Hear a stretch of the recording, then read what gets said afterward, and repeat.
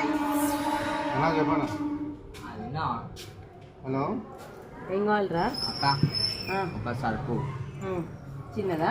చిన్న ఇంకా అన్నా చెప్పనా సబ్బు ఇంకా ఇంకొక బిస్కెట్ ఇచ్చా ఇంకా ఇంకా అంతే. ఇంకా ఇంతేనా? కవర్లు వేసి హలో ఇంకన్నా 30 రూపాయలరా? ఓకే 30 రూపాయలు. ఇచ్చిన చూడండి నాకే ఇచ్చినరా ఏదేమన్నా నేను ఇచ్చిన కెమెరా వేసినట్టున్నా ఒకసారి చూడ కెమెరా చూస్తున్నాను. చూడ